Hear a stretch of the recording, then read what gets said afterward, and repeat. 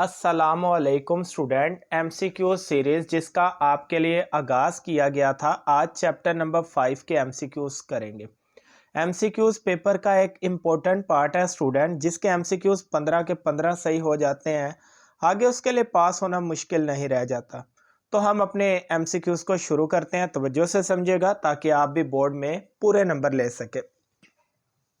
पहला एमसीक्यूज़ है student chapter number 5 का, a collection of well defined and distinct object. Well defined कहते हैं स्टूडेंट जिसकी अच्छी तरह वजाहत की गई हो, डिस्टिंक्ट कहते हैं वाजे, और ऑब्जेक्ट कहते हैं अरकान को। इसका मतलब वाजे अरकान और जिनकी अच्छी तरह से वजाहत की गई है वो तमाम अरकान का जो मजमुआ है क्या कहलाता है? तो स्टूडेंट इसको हम सेट कहते हैं। सेट जो स्टूडेंट ये हमारे पास वाज़े अरकान होते हैं और इनकी वजाहत बहुत अच्छे से की गई होती है। कोई भी एलिमेंट इसमें हम रिपीट नहीं होने देते, क्योंकि स्टूडेंट जब हमारे पास कोई भी एलिमेंट रिपीट हो गया तो वो सेट नहीं रहता। ठीक है, तो इस तरह हमारे पास इसका जो ऑप्शन होगा स्टूडेंट वो सेट का ऑप्शन लगा सकते हैं हम। तो पहले एमसीक्यूज का जो ऑप्शन है वो सी वाला है, सेट कहलाता है ये हमारे पास। एमसीक्यूज 2 में कहता है student a set Q equal A by B. Student ये बटे की फॉर्म है, फ्रैक्शन। ए बी का ताल्लुक कहता है जेड से होना चाहिए, इंटीजर से, 0 1 2 3 4 5 प्लस माइनस 1 2 3 4 कुछ भी। And B is not equal 0, कहता है ये बटे के नीचे 0 नहीं होना चाहिए, क्योंकि बटे के नीचे 0 आ जाए वो इन्फिनिटी होता है। तो बटे के नीचे कहता है 0 नहीं होना चाहिए। तो इसकी एग्जांपल इस तरह से ले लें, जैसे 2/3 1/5, नीचे 0 नहीं होना चाहिए। तो कहता है इस कॉल्ड अ सेट ऑफ, इस तरह का सेट क्या कहलाता है? अब स्टूडेंट आपको पता है कि जो बटे में हो इस तरह का जो भी सेट है ये हमारे पास रैशनल नंबर का सेट कहलाता है। तो स्टूडेंट बटे की शक्ल में हमने सीखा हुआ है a number which can be written in the form p by q। कोई भी नंबर जो p बाय q यानी कि डिवाइड की शक्ल में लिखे जाएं वो क्या कहलाते हैं? Rational number. तो स्टूडेंट इसका डी वाला ऑप्शन टिक कर लें। एमसीक्यूज नंबर 3 है student the different number of ways to describe a set. एक सेट को डिस्क्राइब करने के कितने वेज हैं, कितने तरीके हैं? 3 शक्लों में स्टूडेंट एक सेट को आप डिस्क्राइब कर सकते हैं। एक स्टेटमेंट फॉर्म में, एक बिल्डर फॉर्म में, और एक रोस्टर फॉर्म में, जैसे आप 2 4 6 8 इवन नंबर का सेट लिखते हैं। तो स्टूडेंट टोटल 3 वेज में हम जो है वो सेट को डिस्क्राइब कर सकते हैं, रोस्टर फॉर्म, स्टेटमेंट फॉर्म और सेट बिल्डर फॉर्म। तो सी वाला ऑप्शन टिक कर लें। इसी तरह 4 वाले एमसीक्यूज में कहता है a set with no element. ऐसा सेट जिसके अंदर कोई भी एलिमेंट ना पड़ा हो, तो जाहिर बात है स्टूडेंट वो एम्प्टी सेट होगा। खाली सेट जिसको कहते हैं, जिसके अंदर कोई एलिमेंट ना हो उसको एम्प्टी सेट कहते हैं। तो ऑप्शन बी आप 4 वाले का टिक कर लें और 3 वाले का ऑप्शन सी टिक कर लें। बाकी एमसीक्यूज को सोल्व कर लेते हैं।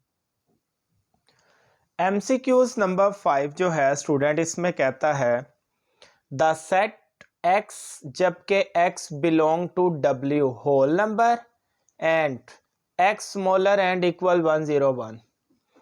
कह रहा है इस सेट का ताल्लुक होल नंबर से है और x स्मॉलर एंड इक्वल 101, 101 और इससे छोटे सारे एलिमेंट इसके अंदर मौजूद हैं।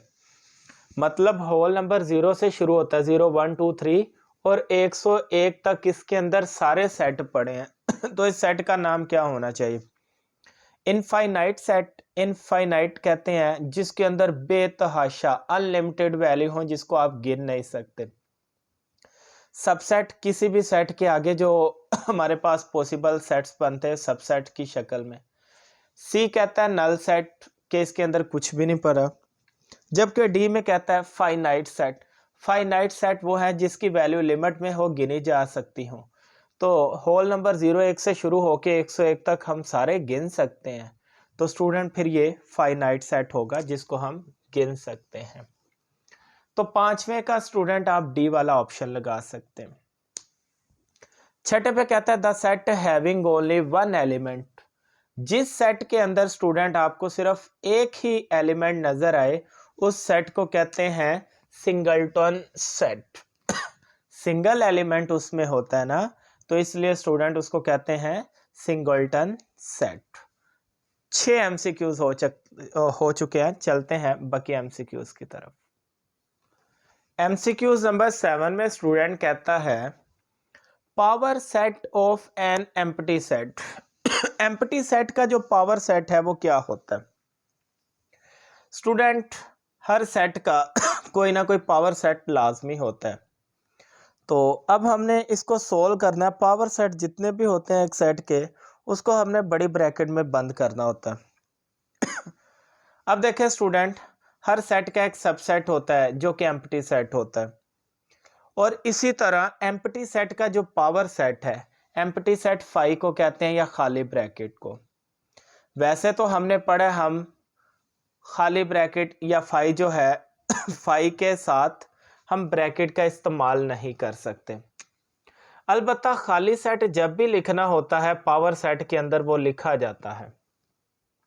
फर्ज करें स्टूडेंट मेरे पास एक सेट ए पड़ा है, अब मुझको इसके पावर सेट बनाने हैं, तो जिसका कोई सेट पावर सेट ना हो स्टूडेंट, सबसे पहले उसका एम्प्टी सेट होता है, फिर हम इसको ए के साथ लिखेंगे। इस तरह हर पावर सेट के अंदर एम्प्टी सेट लाजमी पड़ा होता है। उसने अब पूछा एम्प्टी सेट का पावर सेट क्या होगा, तो देखे एम्प्टी सेट के गिर्द हम ये पावर सेट का साइन लगाएंगे। तो एम्प्टी सेट को आप पावर सेट के अंदर लिख सकते हैं क्योंकि हर पावर सेट के अंदर एक एम्प्टी सेट लिखा जाता है।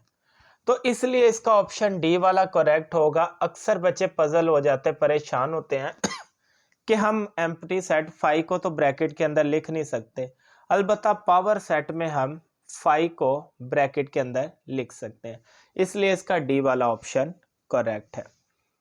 8वें में कहता है the number of element in power set 1 2 3। ये सेट में 3 नंबर पड़े हैं 1 2 3। इसके पावर सेट के एलिमेंट कितने होंगे स्टूडेंट? इसके लिए हमारे पास एक फॉर्मूला होता है 2 की पावर n। जितने सेट के अंदर एलिमेंट होते हैं n की जगह वो लगा दें। इसके अंदर कितने एलिमेंट है 1 2 3, तो n की जगह आपने लगा देना 3। अब 2 का क्यूब लेके देखें स्टूडेंट तो ये 8 होता है। इसका मतलब इस सेट के जब हम पावर सेट लिखेंगे ना तो वो 8 आएंगे। तो स्टूडेंट इसका सी वाला ऑप्शन करेक्ट है। और पावर सेट कैसे निकालते हैं ये आगे कोई एमसीक्यूज आएगा उसके अंदर मैं बताऊंगा कि किस तरह ये 8 है, किस तरह ये सॉल्व होते हैं। तो 8वें का आपने सी ऑप्शन लगा लेना है, बाकी एमसीक्यूज को सॉल्व करते हैं। एमसीक्यूज नंबर 9 को स्टूडेंट तवज्जो से समझिएगा। कहता है if A subset B, A जो है वो बी का सबसेट है, then A union B is equal to, तो ए यूनियन बी किसके इक्वल होगा? अब ये सबसेट क्या होता है? ए सबसेट बी का मतलब है ए के हर एलिमेंट बी के अंदर मौजूद हो। मैं एग्जांपल देता हूं फिर आपको अच्छे से समझ आएगी स्टूडेंट। फर्ज करें जो मैट्रिक्स ए है इसके अंदर पड़ा है 1 2। सेट बी जो है स्टूडेंट इसके अंदर पड़ा है 1 2 3। अब देखें स्टूडेंट, सेट ए का हर एलिमेंट 1 वो भी बी के अंदर पड़ा है, 2 वो भी बी के अंदर पड़ा है। तो जब सेट ए के सारे एलिमेंट बी के अंदर भी पड़े हों, अब बी के अंदर 3 एक्स्ट्रा आ जाए हमें उससे मतलब नहीं है। हमारा मतलब यह है कि सेट ए के सारे एलिमेंट बी के अंदर भी पड़े होने चाहिए। तो हम कह सकते हैं कि जो ए है वो बी का सबसेट है। तो कहता है बताओ जब फिर आप इन दोनों का यूनियन निकालोगे तो आंसर किसके इक्वल आएगा? अब स्टूडेंट मैं इन दोनों का यूनियन निकालता हूं, ए यूनियन बी। ए की जगह ए की वैल्यू लगाते हैं 1 2, यूनियन बी की जगह बी की वैल्यू लगाते हैं 1 2 3। अब स्टूडेंट इस सब को इकट्ठा करें, यूनियन में ऑल वैल्यू लिखते हैं, 1 भी आ जाएगा 2 भी आ जाएगा 3 भी, ओवरऑल आंसर में आ जाएगा 1 2 3। तो स्टूडेंट ये किसके जैसा है? बी के जैसा है। तो इसका मतलब फिर उसकी बात है, जब ए बी का सबसेट हो तो आप ए यूनियन बी जब लेके देखते हैं उसका आंसर किसके जैसा आता है? बी के जैसा, क्योंकि ये देखिए 1 2 3, तो आपने इसका ऑप्शन लगा लेना है बी। इसी तरह नीचे सेम एमसीक्यूज कहता है इफ ए सबसेट बी, ए का हर एलिमेंट स्टूडेंट कहता है बी में पड़ा होना चाहिए, तो बी क्या होगा? 1 2 3। कहता है देन ए इंटरसेक्शन बी, जब आप ए और बी का इंटरसेक्शन लेंगे तो वो आंसर में क्या देगा? ए की जगह 1 2 इंटरसेक्शन बी की जगह 1 2 3। इंटरसेक्शन में स्टूडेंट हम कॉमन वैल्यू लिखते हैं, 1 भी कॉमन है 2 भी। अब आप इसको मिला के देखें, ये 1 2 किसके जैसा है? ए के जैसा है। तो इसका ऑप्शन आएगा ए। तो इसका मतलब जब ए बी का सबसेट होता है और आप उन दोनों का इंटरसेक्शन लेंगे तो वो आंसर ए के जैसा निकलेगा। तो स्टूडेंट 10 वाले का ए ऑप्शन लगा लें। चलते हैं बाकी एमसीक्यूज की तरफ। एमसीक्यूज नंबर 11 जो है ये भी 9 10 से मिलता जुलता है। कहता है if A subset B, A जो है वो बी का सबसेट है, मतलब स्टूडेंट ए की वैल्यू 1 2, बी की वैल्यू 1 2 3, तो कहता है ए माइनस बी किसके इक्वल होगा? अभी निकाल के देख लेते। ए माइनस बी, ए की जगह ए की वैल्यू स्टूडेंट लिखते हैं 1 2, जबकि बी की जगह 1 2 3। माइनस में जो है स्टूडेंट हम कॉमन वैल्यू नहीं लिखते, जैसे कि देखे 1 1 नहीं लिखेंगे, 2 2 नहीं लिखेंगे, और 3 वैसे ही नहीं लिख सकते स्टूडेंट, क्योंकि माइनस में पहले सेट की वैल्यू लिखते, दूसरे की नहीं लिखते। तो ये एम्प्टी आ गया, यानी कि फाई आ गया। इसका मतलब जब हम a माइनस बी को सोल्व करेंगे ना, तो स्टूडेंट उसका जो आंसर आएगा वो c यानी कि फाई आएगा। तो सी वाला ऑप्शन जो है स्टूडेंट हम इसको टिक कर लेते हैं। मैंने आपको फाई निकाल के भी दिखा दिया। अब यहाँ पे स्टूडेंट एसोसिएटिव लॉ शुरू हो चुका है। A union B union C कहता है किसके इक्वल है? आपको पता है एसोसिएटिव लॉ में जब पहली दो ब्रैकेट के पहली दो वैल्यू में ब्रैकेट लगाई जाती है ना, तो उसकी दूसरी साइड पे फिर एंड वाली दो वैल्यू में ब्रैकेट लगाई जाती है। अभी उसने ए और बी के दरमियान ब्रैकेट लगा दी, अब हम बी और सी वाली ढूंढेंगे। तो देखते हैं कहाँ पे आ रहा है। अब ये यूनियन है ना, तो इधर भी हमें यूनियन ही ढूंढना है, ये इंटरसेक्शन है। यहाँ पे अगेन ब्रैकेट उसने फर्स्ट और टर्म के साथ लगा दी। यहाँ पे स्टूडेंट ये हमारा हदफ में रहा कि बी और सी के दरमियान ब्रैकेट आनी चाहिए थी, सब कुछ यूनियन में पड़ा हो। तो एसोसिएटिव लॉ के मुताबिक अगर एक साइड ये है तो दूसरी साइड स्टूडेंट ये होगी। सी वाला ऑप्शन टिक कर ले। अब यहाँ पे कहता है union into B intersection C is equal to, अब डिस्ट्रीब्यूटिव लॉ की शक्ल बनानी है। डिस्ट्रीब्यूटिव लॉ कहता है पहले ए का यूनियन लो बी के साथ, ए का यूनियन लेंगे स्टूडेंट किसके साथ? बी के साथ। सेंटर में जो साइन पड़ा है उसको वैसे लिखे इंटरसेक्शन, फिर ए का यूनियन लेंगे सी के साथ। तो इस तरह का ऑप्शन स्टूडेंट आपको ए में ही नजर आएगा। तो 13 वाले का आपने ऑप्शन लगा लेना है ए वाला। चलते हैं बाकी एमसीक्यूज की तरफ। एमसीक्यूज नंबर 14 को स्टूडेंट सॉल्व कर लेते हैं। कहता है if A and B are disjoint set, A और बी जो है स्टूडेंट वो डिसजॉइंट सेट हैं, then A union B is equal to, तो ए यूनियन बी किसके इक्वल होगा? सबसेट कहते थे जब ए का हर एलिमेंट बी में पड़ा हो। डिसजॉइंट कहते हैं स्टूडेंट जब ए और बी दोनों लैदा सेट पड़े हों।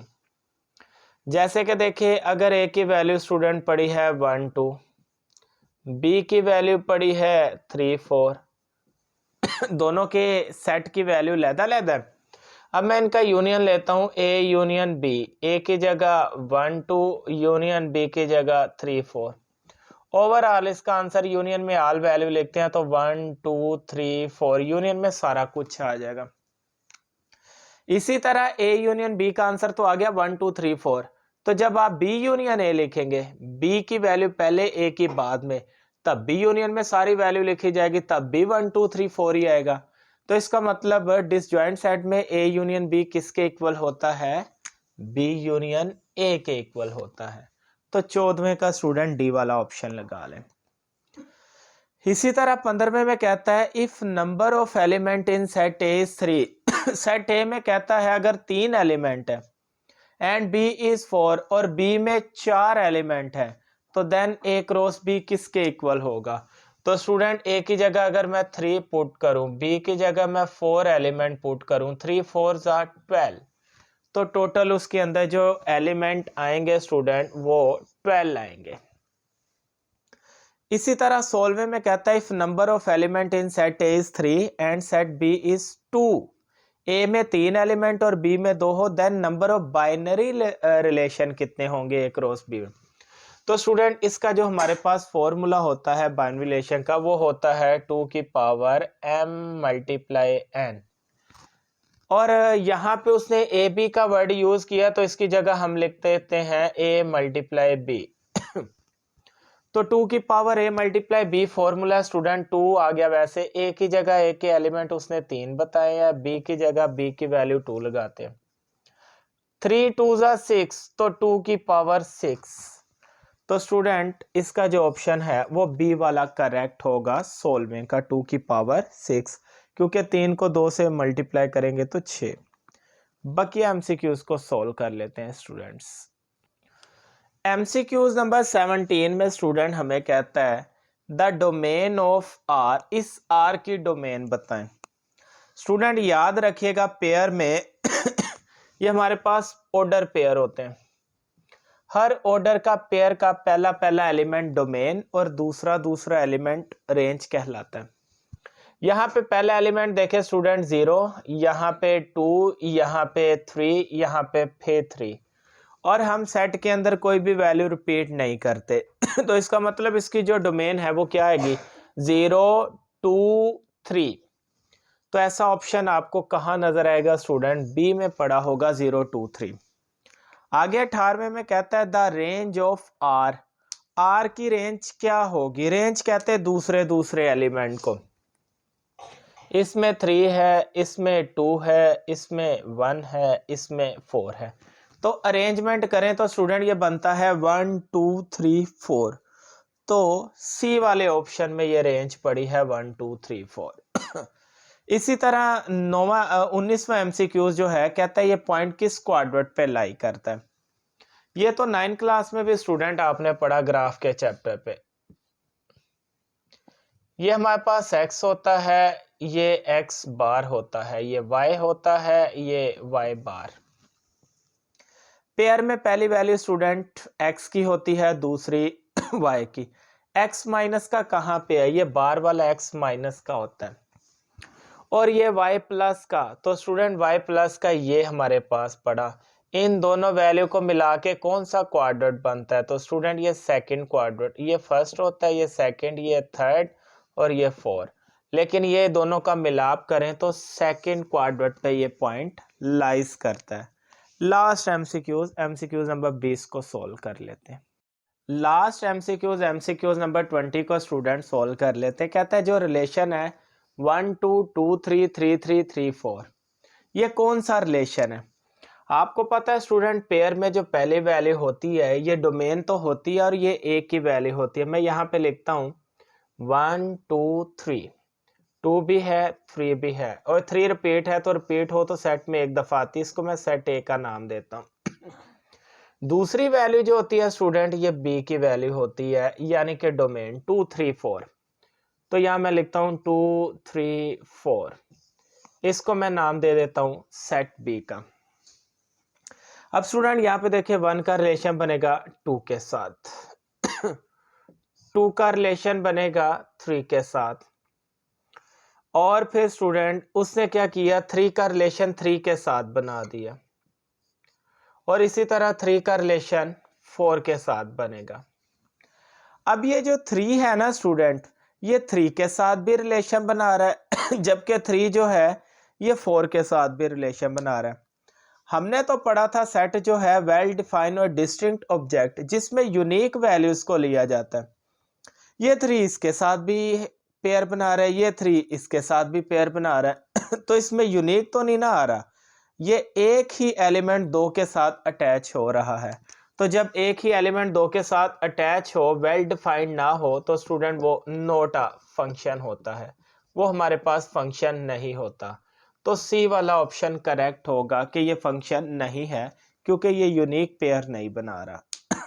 तो स्टूडेंट जिनको 20 के 20 एमसीक्यू समझ आ गए, वीडियो को लाजमी शेयर किया करें।